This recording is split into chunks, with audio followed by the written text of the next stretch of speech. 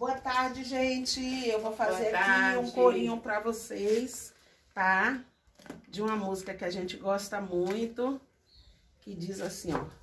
Sejam bem-vindos, bem-vindos, seja o leleô. Seja bem-vindo, bem-vindo, seja o leleô. Não importa se você veio do sul ou do norte, a casa é sua, meu irmão, leleô. Sejam todas bem-vindas. Só tem mulheres hoje aqui, tá, gente? O convite foi para todos, mas hoje nós temos aqui mulheres. E aí eu preciso dizer para vocês, eu estou fazendo um curso de Educação Popular em Saúde pelo ICEP, né? Que é o Instituto Estadual de Educação Popular em Saúde, né? Foi uma seleção assim bem puxada no estado todo. Graças a Deus saíram 4 vagas aqui para o Sul e eu tô dentro dessas vagas. Esse curso tem uma durabilidade de 1 ano. E aí dentro desse projeto a gente tem as atividades de se reunir com pessoas da comunidade, né? Para falar sobre a educação em saúde, sobre as práticas de educação em saúde, né? E principalmente sobre o sistema do SUS, que é o que a gente mais utiliza, né? Atualmente muitas pessoas mais utilizam. Então aí, por que eu convidei vocês, né? Aqui a gente tem a Agatha e a Cris, né? Que são do coletivo, a Yara também, mas que está também dentro de outros segmentos, representando outros segmentos. E por isso que a gente trouxe, né, algumas pessoas que já estão na caminhada junto com a gente. Mas tem a Isabela Souza, que é parceira, que está aqui com a Chloe, a filhinha dela. Eu falei com vocês, né, com os meus colegas de curso, quando eu estive no hospital com a Isa, para acompanhar no dia do parto. E Gislaine, que é agente comunitária de saúde, mas que também é proponente de um projeto que cuida de idosos. Mas esse projeto de cuidar de idosos é uma ação social dela, um projeto social e voluntário dela, que ela faz junto com outros amigos, né? É o AME, né, Gislaine? Então, assim, depois cada um de vocês pode falar um pouquinho. Então, esse curso, ele fala basicamente quais são essas práticas de cuidados que a gente tem, né, para nós e para a nossa população. E o que é cuidar? Que é para além de dizer, né, eu estou aqui com o outro, né, o cuidar não é só isso, o cuidar vai muito além disso. O cuidar na prática do todo dia, do tratamento humanizado do vizinho, do tratamento humanizado na saúde, do tratamento de cuidado na sua alimentação, né, que é extremamente importante, mas a garantia desses direitos que vem pelo Sistema Único de Saúde que a gente utiliza e que no nosso município, infelizmente, a gente ainda não tem saneamento básico, né? E aí, não tendo saneamento básico, a gente tem essa proliferação de tantas doenças, né, que eles chamam de virose, e a gente vê aí acontecendo diariamente, né? Vai no médico, é virose e tal, que não sei o que, é falta de água tratada, é falta de esgoto tratado, né? Exposição de muito coliforme fecal o dia todo, né? E a zoonose também, e etc, etc. Mas aí, quando a gente fala de educação popular em saúde, né, ela tem um pai. E o pai da educação popular em saúde é Paulo Freire, né, um grande educador, um homem que não foi acadêmico, mas foi um grande educador, né, e que tem as suas teses, as suas práticas, né, e suas pesquisas hoje, seus livros estudados pelo mundo inteiro, né. E aí Paulo Freire traz esse conceito de educação popular em saúde, de cuidar do outro em todas as suas instâncias, né? E todos esses corpos que estão aqui precisam ser cuidados, né? Precisam ser cuidados porque nós sofremos diversas violações diariamente. E aí, quando a gente vai falar em violação, e eu vou falar assim, vou pedir a permissão de vocês para falar um pouquinho bem na essência de cada coisa, né? Porque eu sou uma mulher negra e hoje o meu corpo é gordo, né? E aí eu até vi ontem um meme que passou, que a menina colocou no WhatsApp, no Instagram, eu acho, quando ela fala que chegou no médico e o médico passou Cadialina para ela. E ela disse, eu saí de lá na certeza de que aquilo era uma medicação.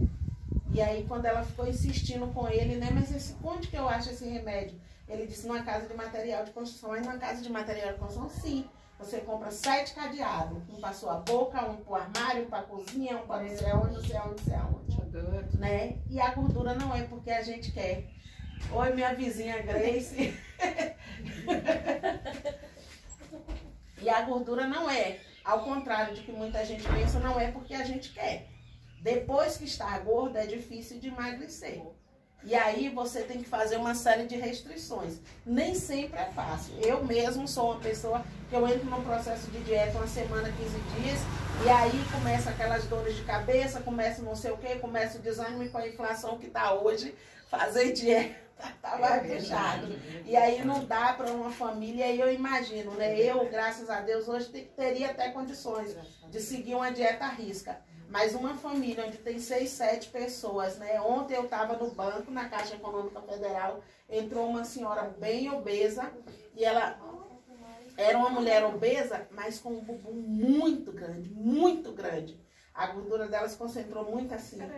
E aí, não, mas ela era assim, maior até do que eu, Cris. E aí, um senhor começou a criticar a esposa dele e olhar, e elas começaram a rir muito, sabe? E eu falei, meu Deus, eu acho que se eu for falar sobre isso aqui agora, vai dar uma confusão, e aí eu não sei, eu naquela hora ali, eu achei tão estranho e tudo, e percebi que ela também já estava constrangida, né? Porque eu ando na rua, as pessoas começam a ficar assim, me olhando tanto, que eu digo, meu Deus, eu devo estar muito monstruosa, de tanto que as pessoas ficam me encarando.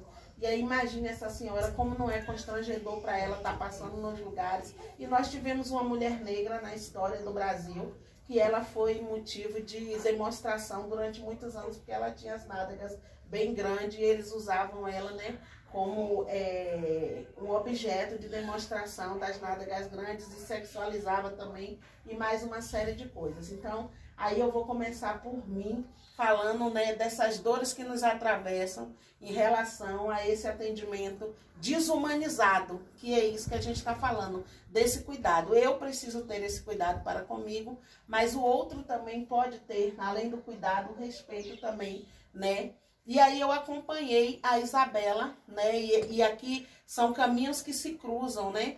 Que se encontram. Eu acompanhei a Isabela no parto da Chloe. Pode falar, né? Pode. E aí eu me assustei muito quando a gente fala de SUS e não tinha caneta cirúrgica. E a Isabela foi, mas foi em uma condição não tão... Ela foi preparada para fazer o parto cesariana, então ela não estava com aquela contração de parto, como muitas mulheres que vão para o parto normal ou outro, ficam com as dores intensas, né? Mas estava assim, sentindo suas contrações e tal, porque estava no dia da Chloe nascer. E um parto que estava programado para 8 horas da manhã aconteceu quase 5h30 da tarde. E a gente passou o dia todo lá. E nesse período nós vimos também diversas outras situações com outras mulheres, né, que estavam lá aguardando. E também a violação do direito dela, que me chamou para estar junto com ela, para poder filmar o parto dela, esse momento, né, da chegada da segunda filha dela. E eu não pude ir porque não tinha roupa para mim. Não tinha roupa para eu entrar no centro cirúrgico. E aí eu não sei se não tinha roupa que era do meu tamanho, eu não sei se não tinha roupa porque não se dá o direito de acompanhar, e isso aí depende de quem é, então a gente tem que abrir aspas. Eu não sei o porquê, se eram porque eram 2 mulheres negras que estavam ali, e aí não tinha roupa pra gente, foi simplesmente a desculpa que a gente encontrou, né? E não, lá dentro já tem uma pessoa que filma e que registra tudo isso. Eu vou fazer só uma fala assim rápida de cada um, e depois eles mesmos falam um pouquinho deles, né? E aí com a Ágata, né, que é uma mulher trans, e que a gente acompanha aí essa vivência de diversas mulheres trans, falando dos problemas que enfrenta quando chega nos espaços de saúde, nas unidades de saúde. Uma delas é que não se respeita o nome social, né? A gente chama Xuxa de Xuxa, Maria das Graças de Xuxa, Edson Arantes de Pelé, né, Luiz Inácio de Lula, mas a gente não chama uma pessoa que se autodeclara pelo seu nome ou pelo nome que quer ser chamado, aí a gente ainda tem servidores públicos que não querem respeitar, sendo que isso já está garantido na nossa Constituição, né? Então, é muito difícil. Para além disso, a gente tem toda essa dificuldade de acessar médicos específicos, de ter a medicação preventiva, né, para profissionais da noite, de ter as medicações preventivas, né, de ISTs e HIV. A gente tem dificuldade também de ter o tratamento hormonal disponibilizado pelo SUS. Então, são muitos recortes que a gente vem passando todos os dias, né, que os nossos corpos vêm passando todos os dias. E a Cristiane, né, é bariátricada, acabou de fazer uma cirurgia bariátrica, que segundo ela, né, até que ocorreu tudo bem e tal, ela tá bem, né, mas o esposo dela também, coincidentemente, há poucos dias antes dela fazer essa cirurgia, ele entrou no hospital para fazer uma cirurgia emergencial, não era programada como a dela, e teve tantos maltratos que ele acabou fugindo do hospital antes de fazer a cirurgia mesmo, o caso dele sendo muito grave, né? E aí depois a Cris, se quiser, pode falar um pouquinho sobre isso. Mas para a gente ver aonde que a gente está indo e o quanto tem sido difícil para a gente, né, encontrar esse tratamento humanizado, essa educação popular e esse cuidado que vai além. A gente já tem essa omissão da falta de execução de políticas públicas garantidas em lei, com o Sistema Único de Saúde, que é um dos melhores, copiados por grandes países, né, por países de primeiro mundo, mas que no Brasil a gente, infelizmente, não tem a execução, né, desses direitos. E Gislane está aqui como uma agente comunitária de saúde, né, uma agente comunitária de saúde, que deve ter diversas experiências, né? E a experiência, e eu entendo que para além, né? E aí ela entra nessa educação popular de uma forma tão intensa, que para além do que ela faz como agente de saúde, ela sentiu que o sistema deixava também algumas lacunas, tinha algumas lacunas. E aí, fora do horário de serviço dela, ela junta com alguns amigos e vai fazer atendimento a pessoas idosas, né? E é uma forma de cuidar, é uma forma de dar amor, é um atendimento especializado, né? Que aí oferta um dia de beleza, de autoestima, de massagem, de mais uma série de coisas para as pessoas idosas, especificamente para as pessoas idosas. Então, a gente vê aonde que tá faltando, né? Aí o cuidado e as pessoas estão indo fazer. E Yara, que tá aqui, Yara Lúcia Rodrigues, né? Que é um corpo também, né, um corpo preto, um corpo lésbico, e que tem as suas especificidades, né, e que vai falar um pouco dela também. Yara, eu sei que a gente conversa muito, então ela sempre fala que ela vai no posto de saúde, que ela vai no dentista, que ela vai isso e aquilo. Não vi ainda ela fazer relatos assim de muita dificuldade sobre essa questão de saúde nesse sentido, nessas consultas que a gente tem nas UBS e tudo. Se tiver alguma, Yaya, você pode relatar, tá bom e tudo. Tanto experiências boas como ruins pra gente registrar aqui hoje, né? Mas principalmente a gente entender que o que falta nesse SUS. E ele é tão importante para a nossa vida, porque quem tem condição de ter o recurso pode pagar particular. Mas quem não tem, a gente precisa lutar para a manutenção do SUS, e que é o que está sendo tentando ser retirado de nós, né, esse Sistema Único de Saúde, ainda que com todas essas falhas. Então a gente precisa lutar por isso, mas a gente precisa também lutar por todos aqueles que estão ao nosso redor. Uma coisa que eu observei, assim, quando fala de educação popular, é que Yara mora em um quintal com várias pessoas, né? Tem várias residências, mas tem um casal de idosos lá, né? Que tem um vínculo familiar quase com Yara, e que Yara cuidou, né? Do senhorzinho lá, ai, esqueci, de seu Lulu, pois é, de seu Aloísio, né, até o dia que ele foi. E acompanhou ele durante muito tempo, né, nos médicos, nas consultas e etc, assim como faz hoje também, né, com a esposa dele e tudo, que ela tem como uma mãe. Então, eu acredito que cada um tem bastante relato aqui para falar. E aí a gente juntar, fazer todo esse apanhado de experiências, que é o objetivo dessa roda hoje comunitária aqui, da gente fazer esse apanhado de experiências e a partir daqui a gente entender que a gente precisa ter um comprometimento, uma responsabilidade com a nossa comunidade, né? Que não é só o gestor público, que não é só a unidade de saúde, que não é só o médico, né? Que somos nós também, desde a nossa casa. A Yara já me chamou a atenção aqui, porque eu deixei o espaço aqui da fossa descoberto e tem que cuidar por causa do mosquito, porque o mosquito dá doença, né? Então são essas coisas assim, né? Que é para além do cuidar, é isso. E aí a gente vem, faltaram algumas pessoas hoje que não puderam estar com a gente, mas que nos próximos a gente vai se encontrando, porque esse é o primeiro de mais uns 10 aí que a gente precisa fazer junto, tá bom? Então é isso, gente. Eu vou deixar as meninas falarem um pouquinho e daqui a pouco a gente continua aqui, dá prosseguimento. Pode começar. Boa tarde, né? Meu nome é Isabela, como a Baiana falou. Eu tive a minha última experiência com o SUS em relação ao parto da neném. Eu não tenho que reclamar dos profissionais, né, Baiana? Porque eles foram, assim, excepcionais no cuidado comigo, mas eles deixaram a desejar. Eu não, assim, a gente entende que o sistema é lento e adquirir material, né, existe todo um processo, mas, igual ela falou, eu não estava em trabalho de parto, porém, outras mulheres estavam e essas que estavam foram atendidas primeiro. No caso da caneta cirúrgica, não tinha a quantidade necessária para atender de manhã. E aí eu e mais 2 ou 3 foram deixadas para depois e os casos mais urgentes foram atendidos naquele momento.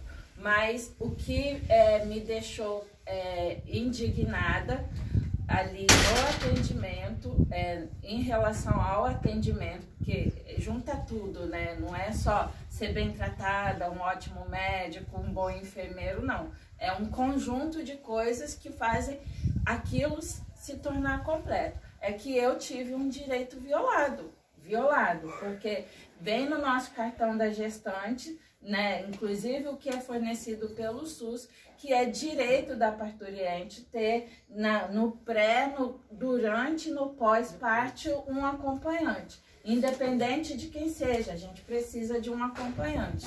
E naquele dia, eu sabendo, né, desse direito, quando foi chegando perto, porque eu muito ansiosa, eu deixei para resolver próximo, né, do horário de eu entrar para a sala de parto, porque não adiantava falar antes que eu ia ficar sofrendo qualquer coisa. Eu, meio que sabia que ia ter a negativa. Sim. Até porque eu vi outras mulheres entrando. Não, outras mulheres entrando, infelizmente, Cris. Aqui é um lugar que as pessoas elas não exigem os direitos dela. Infelizmente. E aí ninguém exigiu o acompanhante. Eu fui a única, pelo menos até a hora que eu estava ali, na sala de pré-parto, eu fui a única. Ninguém exigiu. Quando elas iam para o parto, o acompanhante eu vou para onde? Aí a enfermeira encaminhava lá para o leito onde ela ia ficar. Você tá entendendo? Ninguém exigiu. Eu exigi porque eu sabia. Então eu chamei a enfermeira, quando eu seria a próxima, e perguntei, né? Se a Baiana poderia entrar comigo. E aí eles falaram, primeiro a enfermeira me perguntou se eu tinha vontade do acompanhante do meu lado. Eu falei, com certeza. Ah, mas pra quê? Aí a Baiana ainda, né, pra tentar dar uma amenizada, para poder filmar, né, e tirar foto e tá ali do lado dela. Ela falou assim, não, em relação a isso, tem uma enfermeira lá que ela tira a foto do telefone dela, filma se você quiser e depois ela te passa. Eu falei, não, mas ainda assim eu gostaria dela do meu lado.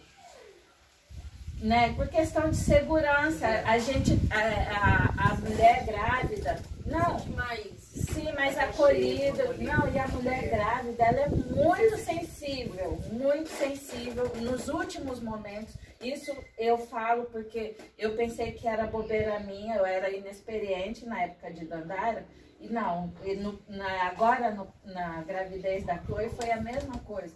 No final, na cabeça da mulher passa um monte de besteira, inclusive de morte, entendeu? De morte, de não deixar, porque a gente tem acesso às informações, aí sabe que uma gestante saiu de lá, teve que voltar porque deixaram coisas dentro dela, ou puxaram o neném de tal jeito, quebrou a perninha, o bracinho. Não tô falando que ia acontecer com minha filha, até porque os profissionais que estavam ali naquele dia estavam ali para cuidar da gente. Eu tive a oportunidade de acompanhar aquela médica a semana inteira. Eu estava indo no hospital a semana inteira para um tratamento. Então, eu estava segura em relação a isso. Eu só queria o meu direito garantido. E aí, a enfermeira, no momento, ela falou assim, então eu vou lá ver, primeiro, tem que ver se o anestesista permite. Ela falou desse jeito. Tem que ver se o anestesista permite, que não existe isso, é direito, a gente não tem que pedir autorização, já começa por aí, certo? E eu vou lá, então, dentro do bloco, ver se tem uma roupa. Aí deu a desculpa da roupa, né? Que ainda não tinha chegado. Eu falei, como que não tem roupa? Que logística é essa? É porque quem cuida da higienização das roupas, né? É uma empresa de fora, não é aqui no hospital, então ainda não chegou com essa conversa. Beleza, ela foi, só que ela voltou muito rápido.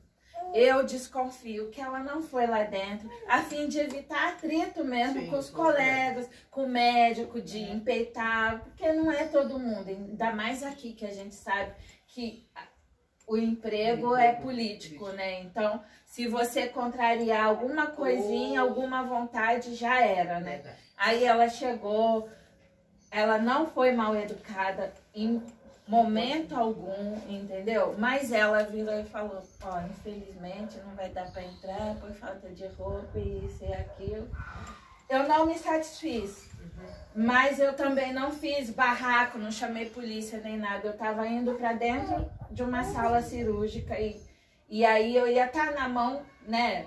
Nas mãos deles, assim. Tem Deus cuidando de mim, mas eu estaria nas mãos deles, entendeu? E eu não quis me arriscar.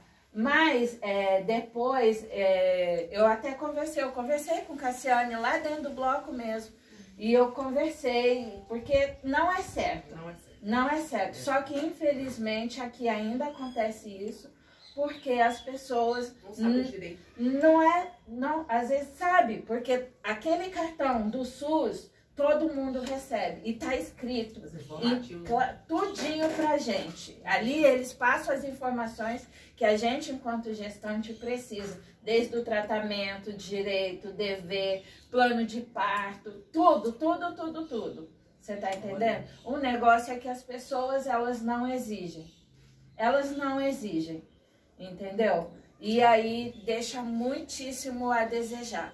Muitíssimo a desejar, porque logo depois veio aquela polêmica daquele anestesista, né, que abusava das pacientes e que ele tá solto, porque fiquei sabendo que ele ia ficar solto, porque as provas, porque ele foi filmado sem autorização, né? Não saiu não, ainda bem, porque é uma porqueira. O acompanhante, ele também é para isso, para resguardar, né, quem tá na mesa. E aí a gente fica assim, à mercê do, né, nem do sistema ali. Aqui, no caso, eu acredito que não seja nem o sistema, porque outros hospitais de porta aberta, o acompanhante entra. Aqui a gente fica à mercê da vontade da administração. Você tá me entendendo? Do médico que tiver de plantão e assim por diante. Mas, graças a Deus, né? Minha filha tá com saúde, eu também. São relatos muito fortes, né?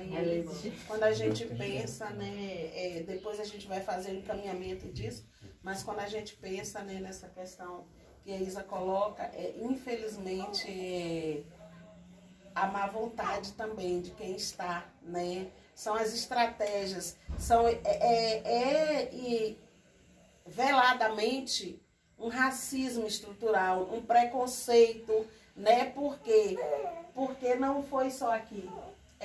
Eu acabei de ouvir essa semana de uma colega, de uma conhecida, que a mãe dela passou 7 meses no hospital e do hospital, que eu acho que ela passou por 3 hospitais, eles brigaram com todos os hospitais, ela me dizendo. Nós brigamos com todos os hospitais em Vitória. Porque ela tinha bons profissionais, mas tinham muitos que eram com muita má vontade para fazer os atendimentos. E você não pode ir lá chamar. Se o seu paciente está precisando de uma coisa, você chamou 1, 2 vezes, o profissional já zanga e fica de pirraça. São relatos fortíssimos que ela disse. Inclusive, ela disse que vai relatar isso para o governo do estado, etc, etc. Então, vamos seguir, né? Vamos ouvir a Ágata um pouquinho, né, Ágata? Das suas experiências em relação a isso. A saúde, ao SUS, o que é que você acha? A educação popular, você que é uma mulher ativista, né? E tudo. Boa tarde, então, a todos.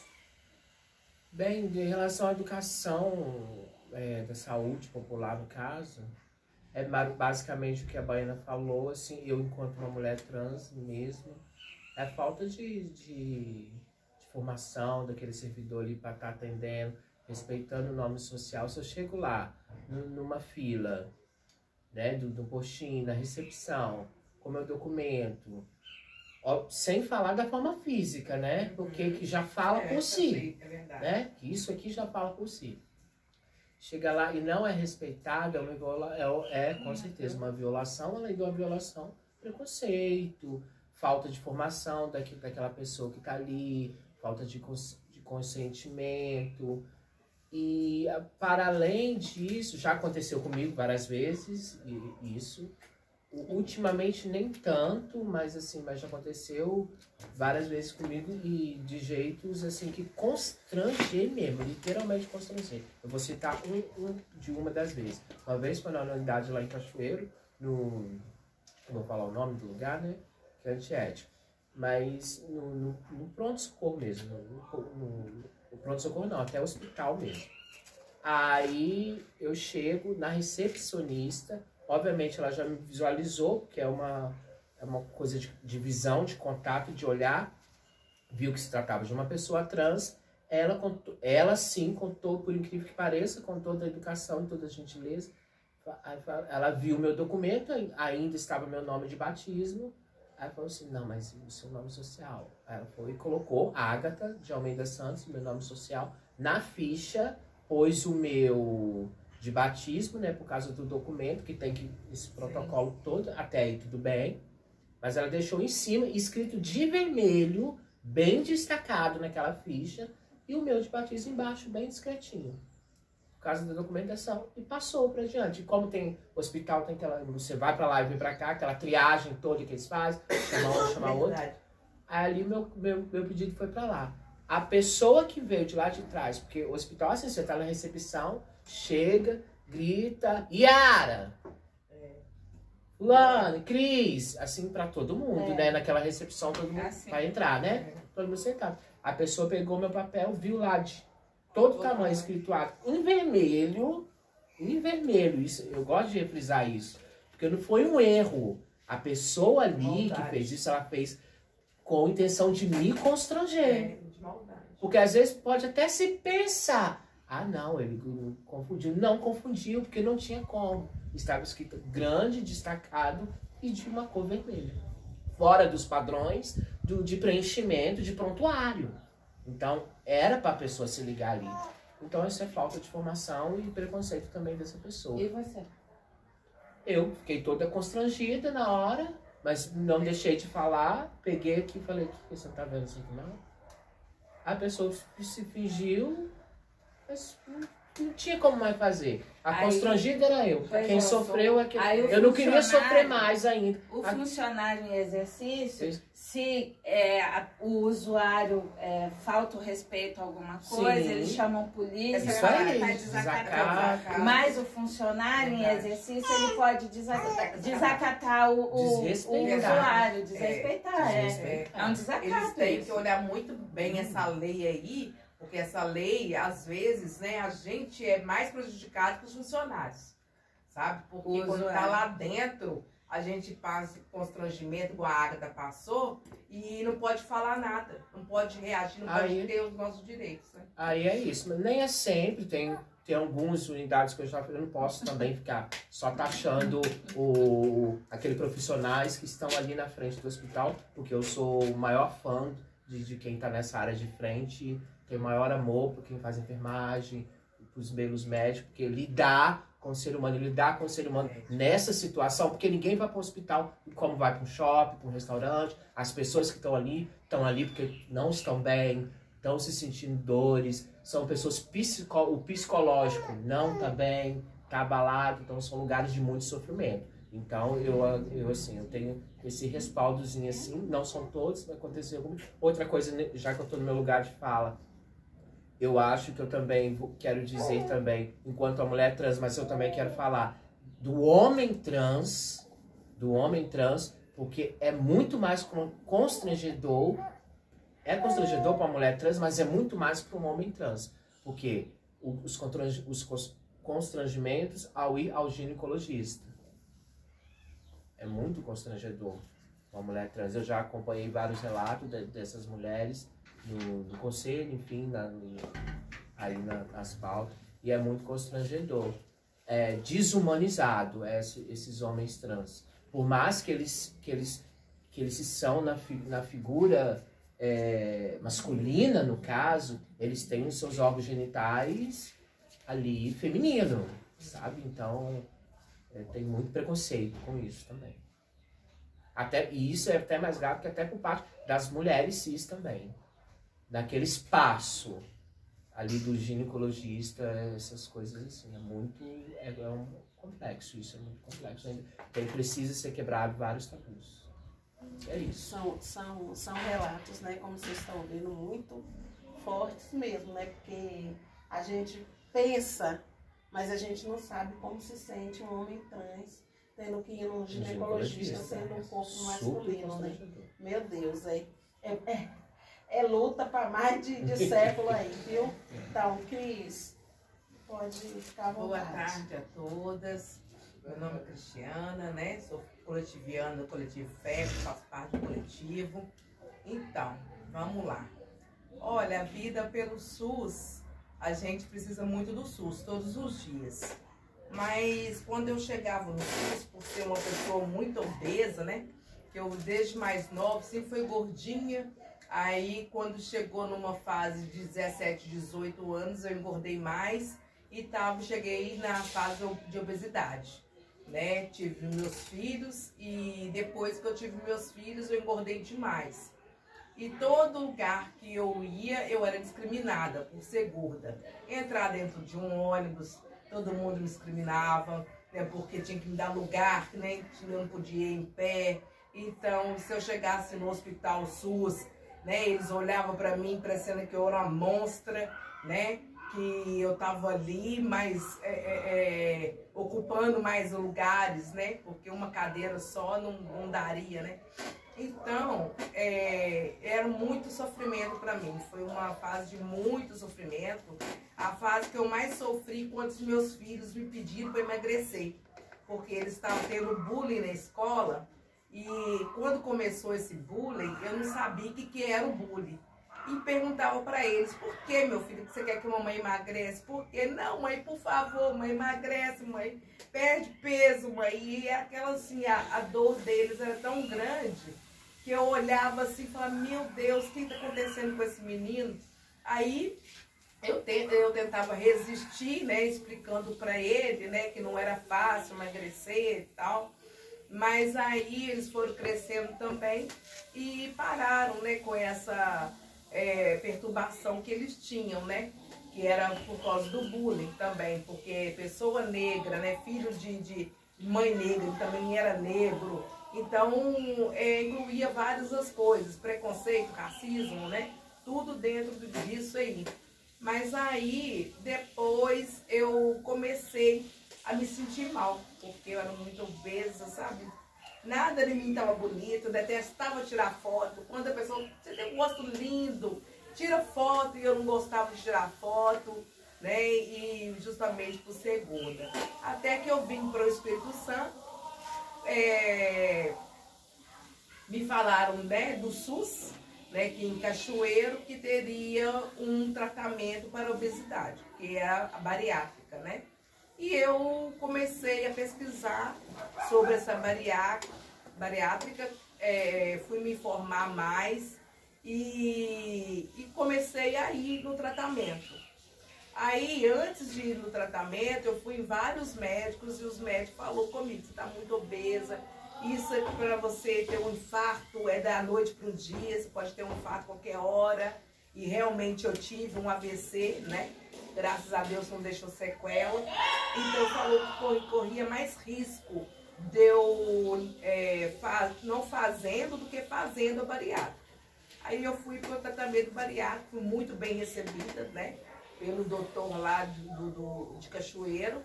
E eu fiz o tratamento com psicólogo, né? Com nutricionista, com o médico cirurgião, né? Que me acolheu, que fez o tratamento, fez a bariátrica. E fui muito bem recebida. Aí eu vi que era uma coisa que eu queria muito, comecei a emagrecer. Eu tinha que perder peso para me fazer essa bariátrica, né? Porque se eu não perdesse peso, eu não ia conseguir fazer. Mas o medo era constante, né? Porque você via aí relatos de muitas mortes acontecendo na bariátrica e tal, né?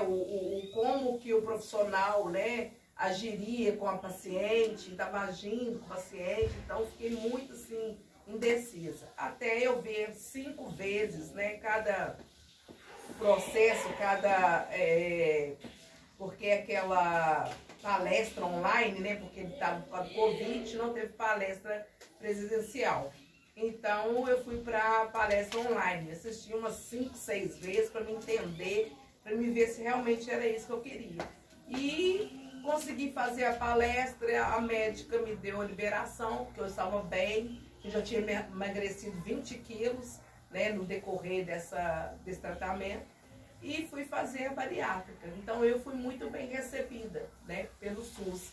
E quando eu fiz a bariátrica, graças a Deus não me ocorreu nada, fui super bem atendida, até hoje sou muito bem acolhida pelos enfermeiros, né, e pela a gestão do médico, né. E também casos pelo SUS também, meu esposo, como a Baiana relatou também, que antes de eu fazer essa cirurgia, ele teve que fazer uma cirurgia de emergência. Infelizmente, ele não foi tão bem sucedido, né, nessa cirurgia e muito menos bem tratado. Então, chegou lá em Cachoeiro também, né, em outro hospital, que não vou falar o nome, mas chegou lá, ele foi muito maltratado.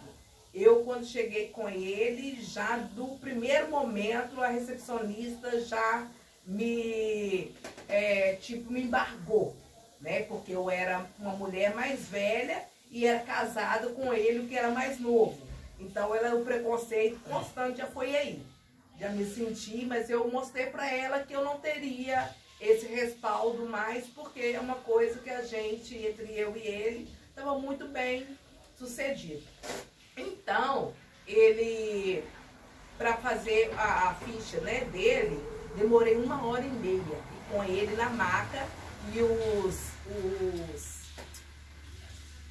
da ambulância, né, pessoal do resgate, a ambulância, aguardando, né, e eles precisando ir embora e não tinha como transferir ele para outra maca.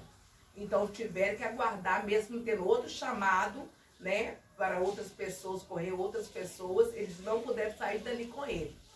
Quando ele subiu, falou comigo: a senhora vai lá, deixa as coisas com ele e vem embora, você não pode ficar lá com ele, porque estava no período de Covid, então não poderia ficar com ele.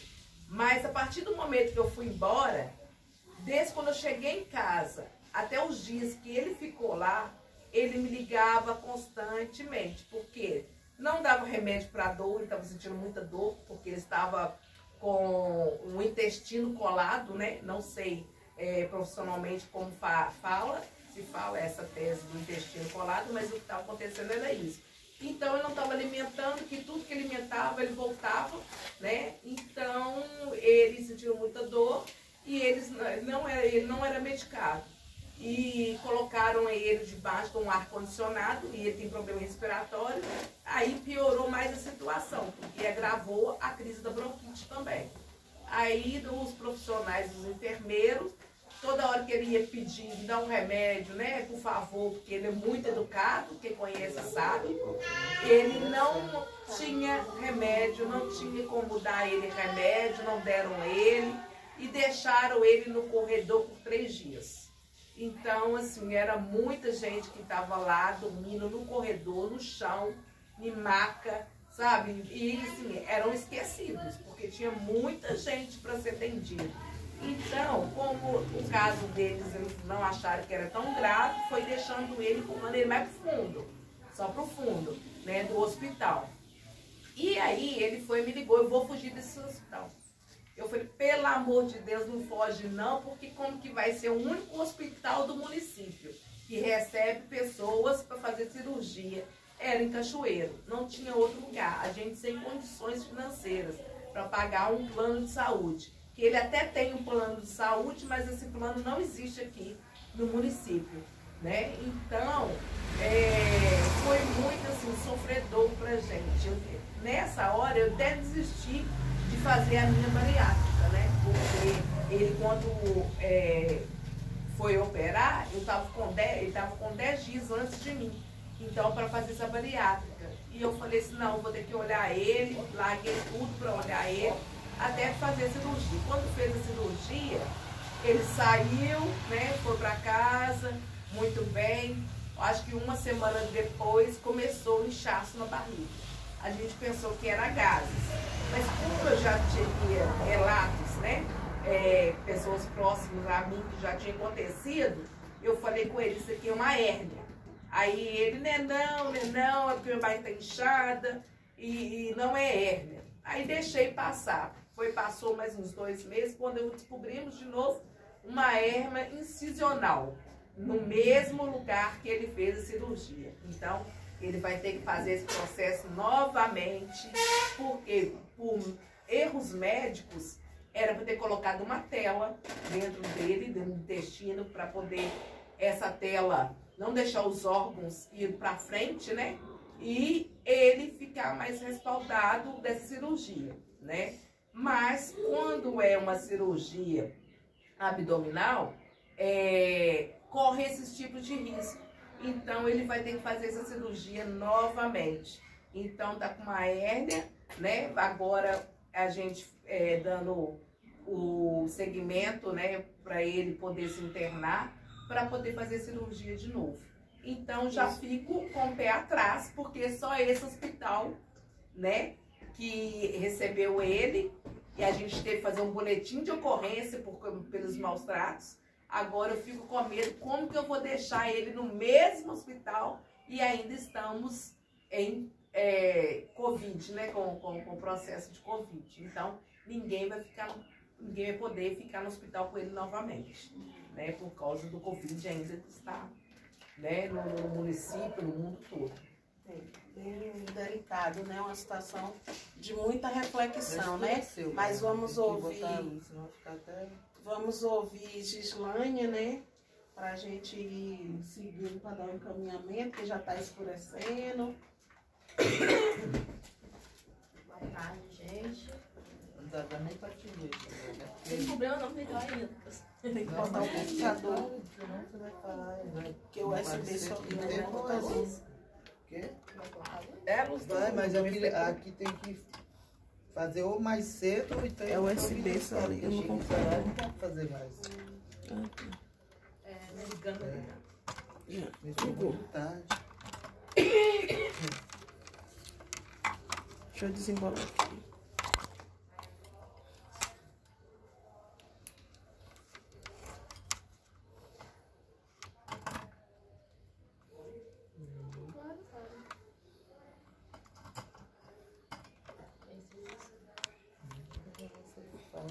Dá pra pular. Que aí vê todo mundo.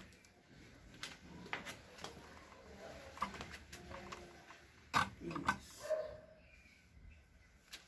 Aí tá. Pra quem não conhece, né? Acho que todo mundo todo mundo aqui a gente já se conhece. Meu nome é Giovanni, eu sou agente de saúde há 19 anos, né, no município, então eu tenho propriedade, um pouco de propriedade para poder falar do SUS, né? São 19 anos, são 19 dias, né? E eu, particularmente, eu sou muito fã do SUS. Por quê? O SUS, em termos de teoria, é o melhor sistema do mundo. Não tem um sistema tão bom quanto o SUS, em termos de diretrizes. Porém, o que falta no SUS são os problemas que eu, como agente de saúde, tenho vivenciado nesses anos do SUS são falta de treinamento dos profissionais, falta de profissionais qualificados, aí entra a questão de política e politicagem, né? Então, falta de treinamento com os profissionais, até no caso, o caso dele, que foi citado, o caso dela, o seu caso, né? Falta de treinamento, porque muitos profissionais são colocados para trabalhar que não tem conhecimento de como fazer o sistema funcionar. Colocam profissionais numa área, principalmente em termos de política, que não tem nada a ver com a saúde. Falta de profissionais qualificados, falta de profissionais, falta de humanização. O que ocorre? Esses profissionais que não são qualificados, eles não vão saber dar um bom atendimento quando chegar um caso que eles não sabem atender. Logo, não sabendo atender e tendo o agravante da falta de humanização, é o que ocorre tudo que a gente ouviu nos relatos de hoje. E outra, além da falta de profissionais, os que estão inseridos no SUS, muitos deles não recebem, não são valorizados. Não são valorizados. Então, uma pessoa que chega para ser atendido dentro de um posto de saúde, dentro do hospital, não tem ideia de como estão os profissionais lá dentro. Às vezes, o paciente que chega todo, vamos supor, estragado em termos de saúde e em termos de mente, o profissional lá dentro está pior do que ele. Isso eu posso falar com propriedade. Por quê? Não tem fiscalização, não tem suporte. Se não tem suporte para os profissionais, não vai ter para os pacientes. Verdade. Tem médicos inseridos no sistema que faltam as escalas. Então, o problema é maior do que se imagina. Não é só um mau atendimento, tem muitas coisas por trás disso tudo. O que não justifica um péssimo atendimento ao paciente. Mas essa semana mesmo, vou citar um exemplo, só para, porque a hora já se foi. O tanto de paciente que uma certa médica tinha que atender essa semana eram 25 vagas. Porém, essa profissional já está, eu acho, há 3 meses sem receber. Ela já chegou na recepção, deu a ordem para a atendente. E a atendente não respeitar.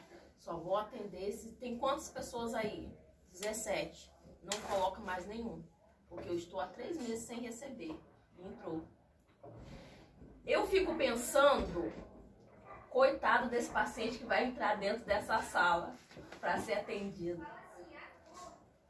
Você está vendo como que é a situação? É terrível, gente. É terrível. Não tem humanização para o paciente, também não tem humanização para o profissional. Então, o que ocorre é a pessoa que não tem uma boa índole, é o que eu volto a dizer. Isso não justifica o mau atendimento. Mas isso vai desencadeando várias lacunas que vai fazendo todo um sistema ruir. O melhor sistema do mundo é o SUS. Então, não tem profissionais qualificados. Os que estão já inseridos, faltam as escalas. Então, um atendimento que poderia ser em 2, 3 meses, caso de consulta, até chegar a consulta, ao médico, ao encaminhamento, ao retorno e a cirurgia, coisa que demoraria 1 mês, 2 meses, leva 3, 6 anos. 1 ano, 2. Eu já cheguei em casos de levar consulta para o paciente depois que ele já morreu. Eu sempre gosto de relatar isso porque esse foi o que mais me marcou. Você tá entendendo? Um paciente que eu gostava muito e sempre falava, tá, e nunca teve condição de pagar. Meu Deus. Entendeu? Então, quando chegou a consulta, quando chegou... É só dar pausa e já deu o que gravou. É, né? dá pausa mesmo. Só dar pausa. Quando chegou a consulta do paciente, ele já tinha ido, ó.